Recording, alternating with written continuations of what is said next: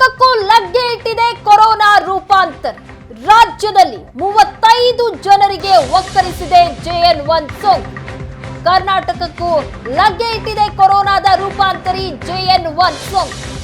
ರಾಜ್ಯದಲ್ಲಿ 35 ಜನರಿಗೆ ಈ ಸೋಂಕು ತಗುಲಿದೆ. ಕರುನಾಡಲ್ಲಿ ದಿನೇ ದಿನೇ ಕೋವಿಡ್ ಟೆನ್ಷನ್ ಶುರುವಾಗ್ತಾ ಇದೆ. ರಾಜ್ಯದಲ್ಲಿ ಒಟ್ಟು 35 ಜನರಿಗೆ JN1 ಸೋಂಕು ತಗುಲಿದೆ. ಕರುನಾಡಲ್ಲಿ ಹೀಗಾಗಿ ದಿನೇ ದಿನೇ ಕೋವಿಡ್ ನ ಟೆನ್ಷನ್ ಜಾಸ್ತಿ ಆಗ್ತಾ ಇದೆ. ರಾಜಧಾನಿ ಬೆಂಗಳೂರಲ್ಲಿ 20 ಮಂದಿಯಲ್ಲಿ JN1 ಉಪತಳಿ ಪತ್ತೆಯಾಗಿದೆ. ಮೈಸೂರಲ್ಲಿ 4, ಮಂಡ್ಯದಲ್ಲಿ 3, ಚಾಮರಾಜನಗರದಲ್ಲಿ 1 JN1 ಕೇಸ್ ದಾಖಲಾಗಿದೆ. ಬೆಂಗಳೂರು ಗ್ರಾಮಾಂತರ 1, ಕೊಡಗು 1, ರಾಮನಗರದಲ್ಲಿ JN1 ಪ್ರಕರಣ ದಾಖಲಾಗಿದೆ. ರಾಜ್ಯದಲ್ಲೂ ಹೀಗಾಗಿ JN1 ಆತಂಕ ಮನೆ ಮಾಡ್ತಾ ಇದೆ. ರಾಜಧಾನಿ ಬೆಂಗಳೂರಲ್ಲಿ 20 ಮಂದಿಯಲ್ಲಿ JN1 ಉಪತಳಿ ಪತ್ತೆಯಾಗಿದೆ. ಜನವರಿಯಲ್ಲಿ ಕೊರೋನಾ ಸೋಂಕು ಮತ್ತಷ್ಟು ಉಲ್ಬಣ ಆಗೋ ಸಾಧ್ಯತೆ ಇದೆ. ವೇಗವಾಗಿ ಹರಡ್ತಾ ಇರುವಂತಹ ಕೋವಿಡ್ ಉಪತಳಿ JN1 ಸೋಂಕು ಜನವರಿಯಲ್ಲಿ ಮತ್ತೆ ಉಲ್ಬಣ ಆಗುವಂತಹ ಸಾಧ್ಯತೆ ದಟ್ಟವಾಗಿದೆ. ಕೊರೋನಾ ಸೋಂಕಿತರ ಸಂಖ್ಯೆ ಹೆಚ್ಚಾಗ್ತಾ ಇರೋದ್ರಿಂದಾಗಿ ಸರ್ಕಾರಕ್ಕೂ ಸಹ ಈಗ ಟೆನ್ಷನ್ ಶುರುವಾಗಿದೆ. ರಾಜಧಾನಿ ಬೆಂಗಳೂರಲ್ಲಿ ಸೋಂಕಿನ ಪ್ರಮಾಣ ಹೆಚ್ಚಾಗ್ತಾ ಇದೆ. ರಾಜ್ಯದಲ್ಲಿ ಒಟ್ಟು 35 ಜನರಿಗೆ JN1 ಸೋಂಕು ತಗುಲಿದ್ರೆ ರಾಜಧಾನಿ ಬೆಂಗಳೂರು ಒಂದರಲ್ಲಿ 20 ಮಂದಿಗೆ JN1 ಉಪತಳಿ ತಗುಲಿದೆ.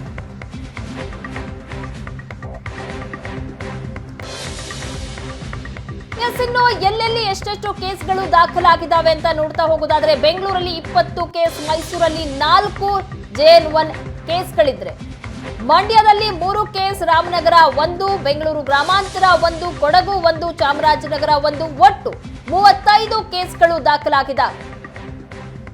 ನೀವು ಪೋಷಕರಾಗಲು ಕಾಯುತ್ತಿದ್ದೀರಾ? ಚಿಂತಿಸದಿರಿ. ಓಯಾಸಿಸ್ ಫರ್ಟಿಲಿಟಿ 90,000 ದಂಪತಿಗಳ ಜೀವನದಲ್ಲಿ ಸಂತೋಷವನ್ನು ತಂದಿದೆ. 7825893601ಗೆ ಕರೆ ಮಾಡಿ. ಅತ್ಯದ್ಭುತ ರಿಯಾಯಿತಿ ಪಡೆಯಿರಿ ಹಾಗೂ ಎಲ್ಲರಿಗೂ ಗುಡ್ ನ್ಯೂಸ್ ಕೊಡಿ. ರಾಜ್ಯದಲ್ಲಿ ಎಲ್ಲೆಲ್ಲಿ ಎಷ್ಟೆಷ್ಟು JN1 ಕೇಸ್ ದಾಖಲಾಗಿದೆ ಅನ್ನೋದನ್ನ ನೋಡ್ತಾ ಇದ್ದೀರಾ.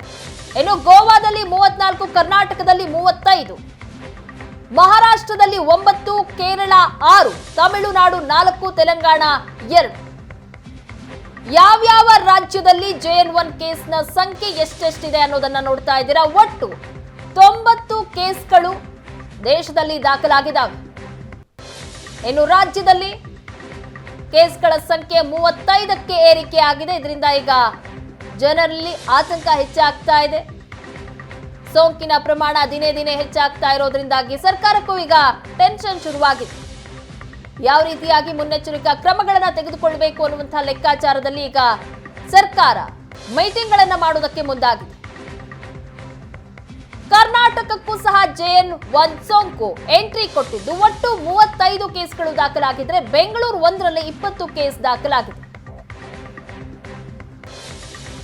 ಈ ಬಗ್ಗೆ ಹೆಚ್ಚಿನ ಡೀಟೇಲ್ಸ್ ಕೊಡ್ತಾರೆ ನಮ್ಮ ಪ್ರತಿನಿಧಿ ಮಮತಾ. ನೇರ ಸಂಪರ್ಕದಲ್ಲಿ ಜಾಯಿನ್ ಆಗಿದ್ದಾರೆ. ಮಮತಾ, ನೋಡ್ತಾ ಇದ್ದೀವಿ ರಾಜ್ಯದಲ್ಲಿ 35 ಜನರಿಗೆ JN1 ಸೋಂಕು ತಗುಲಿದ್ರೆ ಬೆಂಗಳೂರಲ್ಲಿ ಅದರ ಪ್ರಮಾಣ ಹೆಚ್ಚಾಗಿದೆ. 20 ಜನರಿಗೆ ಈ ಸೋಂಕು ತಗುಲಿರುವಂತದ್ದು. ಹಾಗಾದ್ರೆ ಈಗ ಯಾವ ರೀತಿಯಾಗಿ ಮುನ್ನೆಚ್ಚರಿಕಾ ಕ್ರಮಗಳನ್ನ ತೆಗೆದುಕೊಳ್ಳೋದಕ್ಕೆ ಸರ್ಕಾರ ನಿರ್ಧಾರ ಮಾಡಿದೆ? ಸದ್ಯಕ್ಕೆ ಏನೆಲ್ಲ ಬೆಳವಣಿಗೆ ಆಗ್ತಾ ಇದೆ? ಪ್ರಗತಿ, ಕೇರಳದಲ್ಲಿ ಕಾಣಿಸಿಕೊಂಡಂತಹ JN1 ಏನು ಉಪತಳಿ ರಾಜ್ಯಕ್ಕೆ ಎಂಟ್ರಿ ಆಗೋದು ಬೇಡ, ಅದನ್ನು ಅಲ್ಲೇ ಕಟ್ಟಿ ಹಾಕಬೇಕು ಅಂತ ಹೇಳ್ಬಿಟ್ಟು ಸರ್ಕಾರ ಕೂಡ ಎಲ್ಲ ರೀತಿಯ ಸಿದ್ಧತೆಯನ್ನು ಮಾಡ್ಕೊಂತು.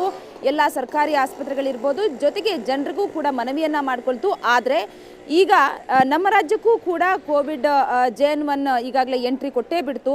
ಈಗಾಗಲೇ ದೇಶದಲ್ಲೇ ಸುಮಾರು 90ಕ್ಕೆ JN1 ಏನು ಕೋವಿಡ್ ಉಪತಳಿ ಪ್ರಕರಣ ಕಾಣಿಸ್ಕೊಂಡ್ರೆ ನಮ್ಮ ರಾಜ್ಯದಲ್ಲಿ 32 ಪ್ರಕರಣಗಳು ಈಗಾಗಲೇ ಕಾಣಿಸ್ಕೊಂಡಿರುವಂಥದ್ದು. ಈಗಾಗಲೇ ಏನು ಮೊದಲ ಅಂದರೆ ಟೆಸ್ಟಿಂಗ್ ಇದು ಜಿನೋಮಿಕ್ ಸೀಕ್ವೆನ್ಸ್ಗೆ ಆರೋಗ್ಯ ಇಲಾಖೆ 176 ಸ್ಯಾಂಪಲ್ಸನ್ನು ಕಳಿಸಿಕೊಟ್ಟಿತ್ತು. ಇದು ಮೊದಲ ಟೆಸ್ಟ್ನಲ್ಲಿ ಬಂದಿರುವಂತಹ ರಿಪೋರ್ಟು ಸುಮಾರು 32 ಜನರಿಗೆ ಈಗಾಗಲೇ JN1 ಪತ್ತೆ ಆಗಿರುವಂಥದ್ದು.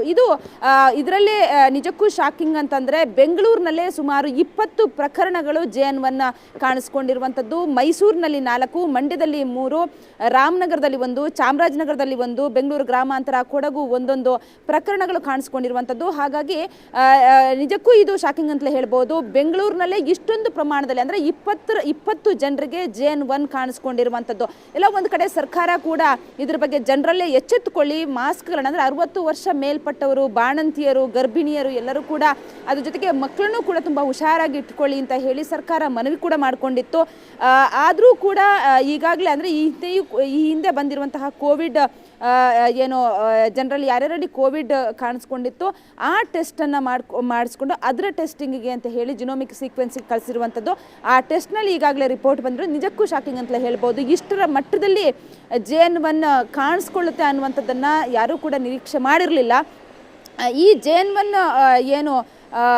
ಈ ಉಪತಳಿ ಏನಿದೆ ಇದು ತುಂಬ ಫಾಸ್ಟಾಗಿ ಹರಡುತ್ತೆ ಅನ್ನುವಂಥದ್ದನ್ನು ಕೂಡ ಆರೋಗ್ಯ ಇಲಾಖೆ ಹೇಳ್ಕೊಂಡಿತ್ತು.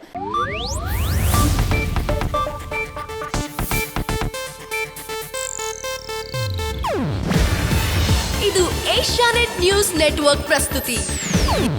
ನೀವು ನೋಡ್ತಿದ್ದೀರಾ ಏಷ್ಯಾನೆಟ್ ಸುವರ್ಣ ನ್ಯೂಸ್.